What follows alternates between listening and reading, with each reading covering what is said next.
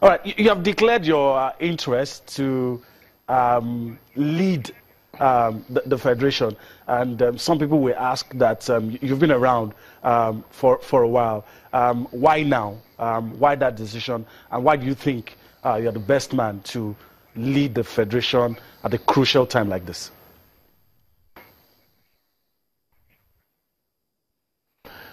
Well, why now?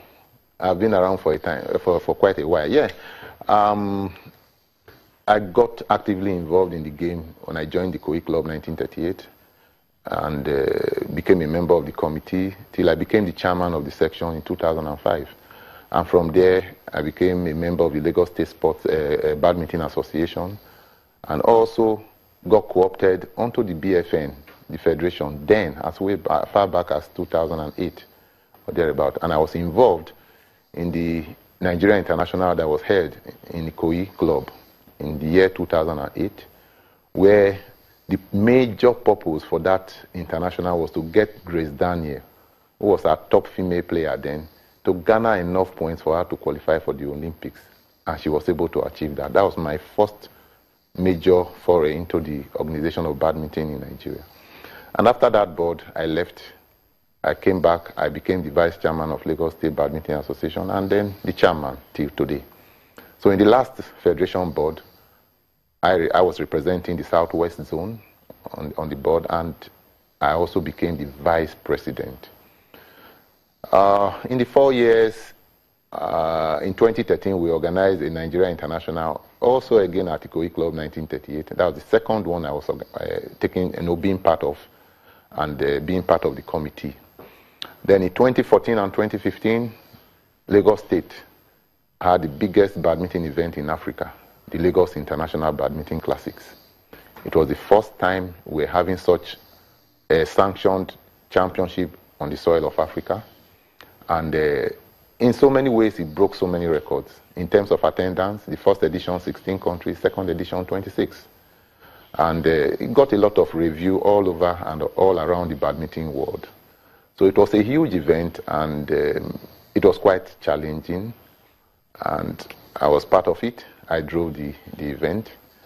And after that, a lot of other programs in the Southwest Zone with the support of Lagos State government. If you can hear me, so I know nobody can question your credentials. I mean, you've said a lot, you've been involved, but a lot of people will still want to know why you have decided to throw your hat in the ring. I mean, those who would want to support you, that will be what they want to listen to as you speak.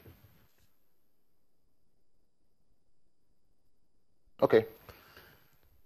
Yeah. Why now? Like I said, I've just talked about my antecedents in the game. In the past 4 years, I was vice president, and I saw what we tried to achieve as a board and what we tried to do.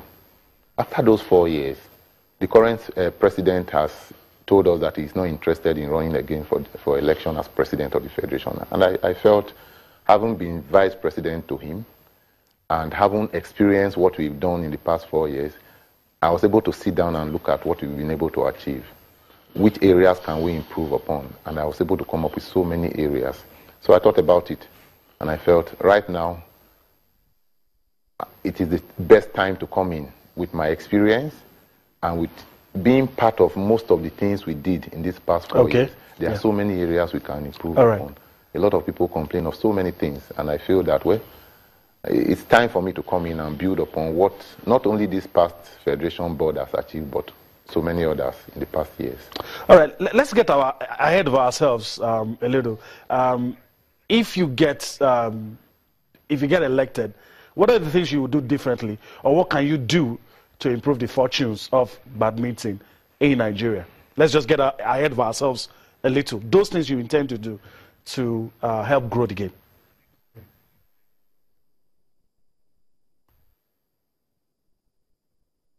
Okay. If by special grace of God I become the president of the Badminton Federation of Nigeria, I intend to focus on a few key areas. For example, I'll be looking at grassroots development of the game in Nigeria. It's not only badminton as in other sports. I think that we've paid very little attention to focusing on grassroots development. So what I'm going to do, try to take the game back to schools, because that's where you discover young talents. You'll be able to nurture them, watch them grow into champions.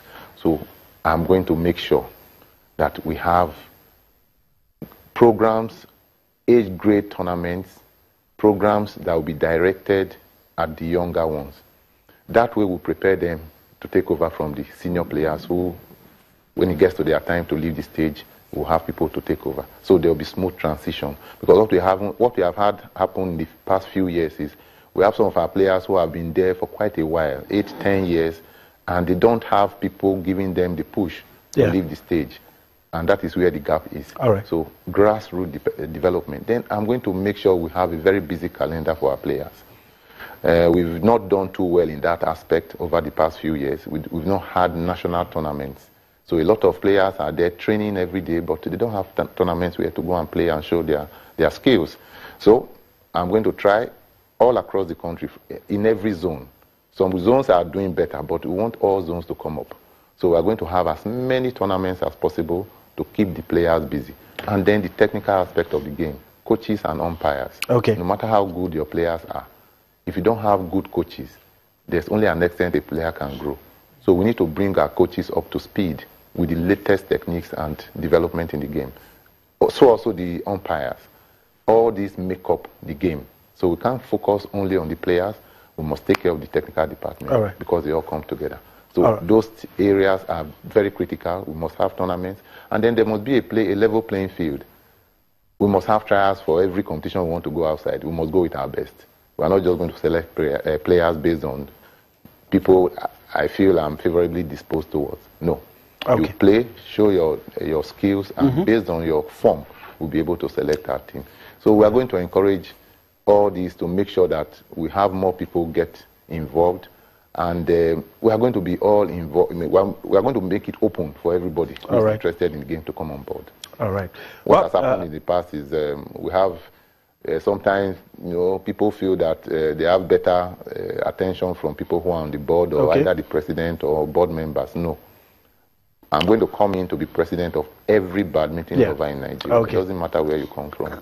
All right. Once you are ready to play the game, once you are ready to be committed, and give your best. Okay, I want to thank you for your time. That's much we could take tonight. We wish you all the best. And we'll see what happens after the election, and maybe you will be back again to discuss some of these things that you've talked about on the show tonight. Thank you once again for your time.